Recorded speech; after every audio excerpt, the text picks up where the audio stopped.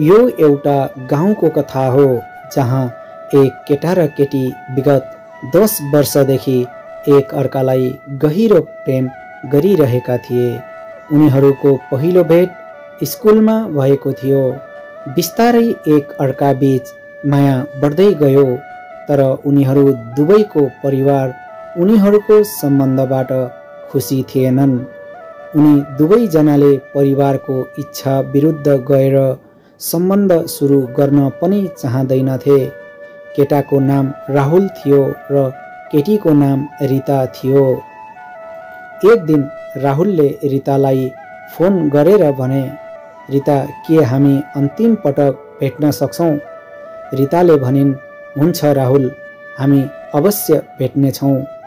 हामी भोलि साँझ हामीलाई मन पर्ने ठाउँमा भेट्नेछौँ जहाँ हामी हरेक दिन भेट्ने गर्थ्यौँ। राहुलले भने, म भोलि पनि हरेक दिन जस्तै उत्सुकतापूर्वक तिम्रो प्रतीक्षा गर्नेछु। जब साँझ भेट भए तिनीहरू धेरै रोएर गफगाफ पनि गरे अनि दुवैले एक अर्कालाई वाचा गरे कि आजबाट हामी यो जीवनमा कहिल्यै भेट्ने छैनौँ। राहुलले आफ्नो गोजीको पर्स निकाले जसमा दुवैजनाले सँगै खिचेको फोटो थियो।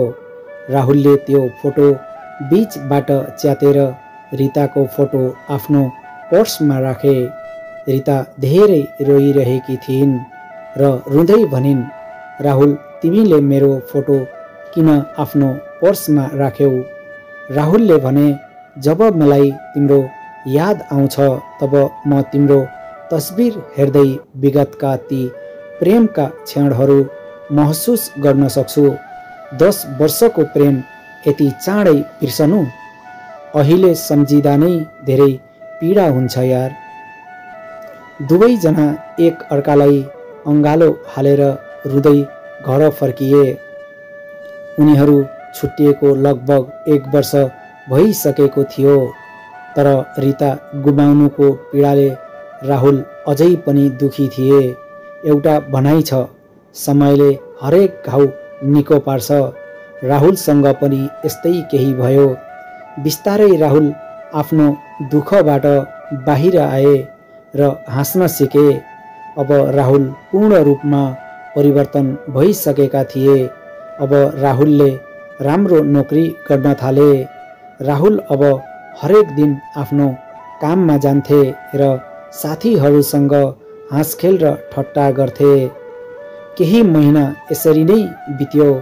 एक दिन राहुलले आफ्नो घरमा एउटा पार्टीको आयोजना गरे। उनले आफ्ना सबै अफिसका साथीहरूलाई पार्टीमा निम्तो दिए। उनैमध्ये एक साथीले भने, राहुल, अचानक पार्टी किन? राहुलले भने, हामीले पार्टी नगरेको धेरै समय भइसक्यो। मलाई याद पनि छैन हामीले पछिल्लो पटक कहिले पार्टी गरेका थियौँ। त्यसैले आज सानो पार्टी गर्ने सोचे। त्यो पार्टीमा राहुलले आफ्नी बाल्यकालकी साथी नैनालाई पनि निम्तो दिएका थिए। नैनाले पनि राहुललाई सोधिन् कि यो पार्टी अचानक किन? राहुलले नैनालाई भने कि अफिसको कामका कारण साथीहरूसँग कुरा गर्ने मौका मिल्दैन, त्यसैले हो। सबैले त्यो पार्टीमा धेरै रमाइलो गरे। पार्टीमा तिनीहरू नाच्ने, गाउने, खाने, पिउने र एक अर्कासँग गफगाफ गरे। राहुलले यो पार्टीबाट धेरै खुसी थिए। अब धेरै ढिला भइसकेको थियो।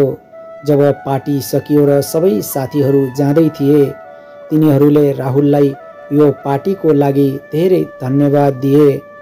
अन्त्यमा बचपनकी साथी नैना जाँदै गर्दा उनले राहुललाई अँगालो हालेर भनिन्, राहुल, म आज धेरै खुसी छु किनकि आज मलाई लाग्यो कि तिमीले अब रितालाई बिर्सियौ र उनलाई बिर्सिसकेपछि तिमी अहिले धेरै खुसी पनि देखिएका छौ।